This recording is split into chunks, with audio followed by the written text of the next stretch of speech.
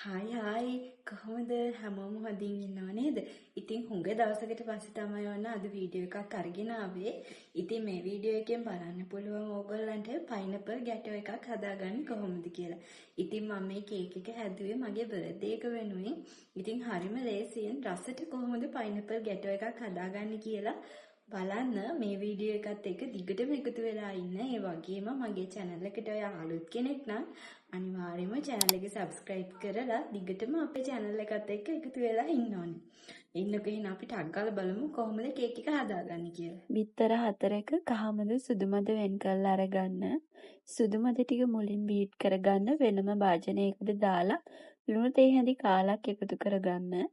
ඊට පස්සේ අපිට පුළුවන් මේ ටිකක් වෙලා බීට් කරගෙන ඒකට කුඩු කරගත්ත සීනි ග්‍රෑම් 100ක් දෙපාරකට එකතු කරගන්න. සීනි ටික දෙපාරකට එකතු කරගන්න ගමන් හොඳට මේ ටික බීට් කරගන්න ඕනේ ස්ටික් පීක් තත්ත්වයට එනකම්ම. ඉතින් මෙන්න මේ පදමට ඔයා බීට් කරගත්තා නම් ඊට පස්සේ අපිට පුළුවන් ඒකට කාමද ටික එකතු කරගන්න. දැන් සුදු මදත් එක්ක කහමද ටික මිශ්‍ර වෙනකන් හොඳට බීට් කරගමු. විනාඩියක් වගේ බීට් කරගත්තා නම් ඇති. ඊට පස්සේ අපිට පුළුවන් ඒකට පාන් පිටි ග්‍රෑම් 100යි බේකින් පවුඩර් තේ හැඳි 1යි එකතු කරගන්න.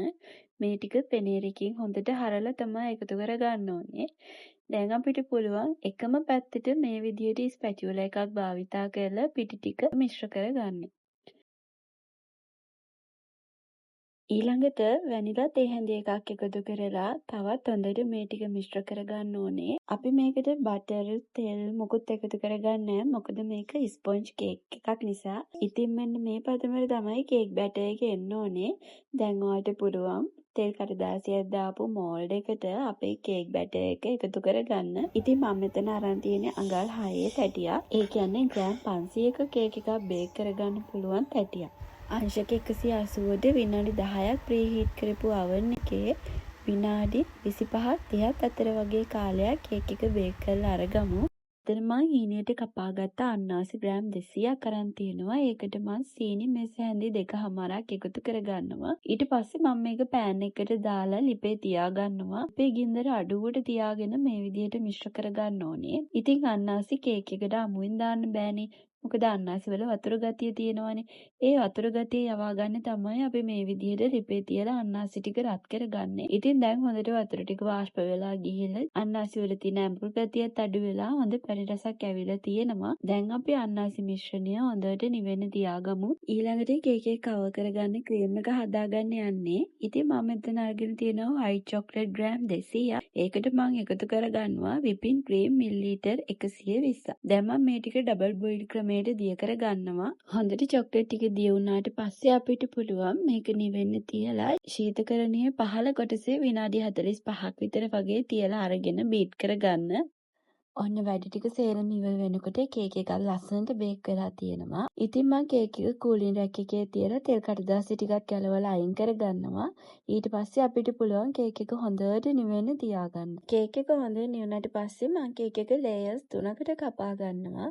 ඉතින් මම අද කේක් එක ලේයර්ස් 3කට තමයි සෑන්ඩ්විච් කරලා හදාගන්න යන්නේ. බලන්න කේක් එක හොඳ සොෆ්ට් එකට ඇවිල්ලා තියෙනවා. බලන්න විනාඩි 45කට පස්සේ ක්‍රීම් එක හොඳ උක්කුවට ඇවිල්ලා තියෙනවා. දැන් මම මේක බීටර් එකේ හයි ස්පීඩ් එකෙන් බීට් කරගන්නවා. ඉතින් මේ ක්‍රීම් එක බටර් අයිසිං එකක් වගේ ගොඩාක් ස්ටේබල් වෙන්නේ නැහැ. ඒ වුණාට මේකෙන් කේක් එක කවර් කරගන්න පුළුවන්. දිය වෙලා යන්නේ නැහැ මේ ක්‍රීම් එක.